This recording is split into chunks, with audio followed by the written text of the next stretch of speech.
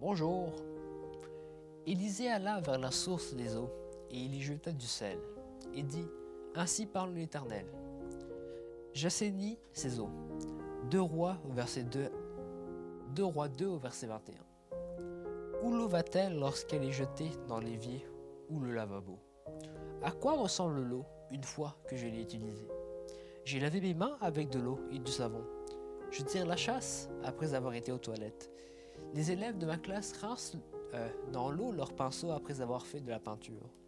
Le cuisinier prépare à manger à la cantine et jette l'eau de cuisson dans l'évier. Papa lave sa voiture dans le jardin. Maman fait des lessives et utilise les produits de nettoyage pour laver le sol. L'eau de pluie ruisselle sur le toit qui n'est pas propre et va dans les égouts.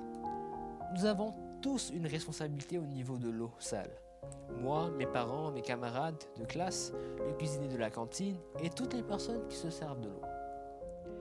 Après la douche, la vaisselle, les toilettes, la lessive, l'eau utilisée à la maison a été salie. On l'appelle cette eau sale. Les eaux usées.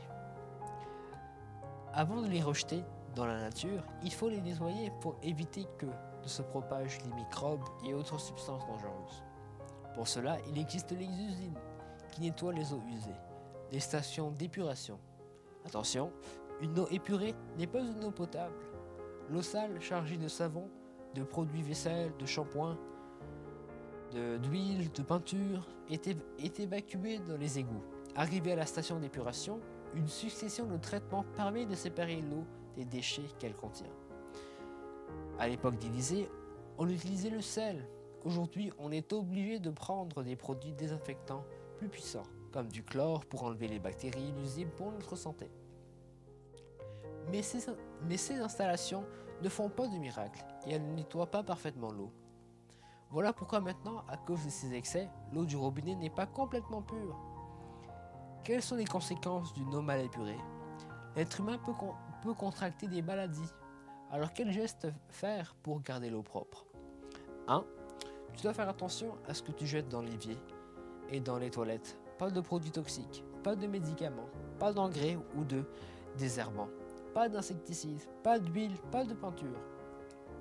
Ces mêmes produits ne doivent pas non plus être déposés dans la terre, car avec la pluie, les produits toxiques vont contaminer la terre. 2. Tu peux encourager maman et papa à acheter des produits d'entretien biodégradables ou sans nuisance pour la santé et l'environnement. 3. Mais surtout, moins tu consommeras l'eau, moins grande sera la quantité d'eau à épurer. Voilà pourquoi Dieu te demande de protéger les sources d'eau pour étancher ta soif. Jésus est aussi une source d'eau vive, capable de remplir le cœur de celui qui le cherche. Extrait de Patricia Sablier. Bonne journée.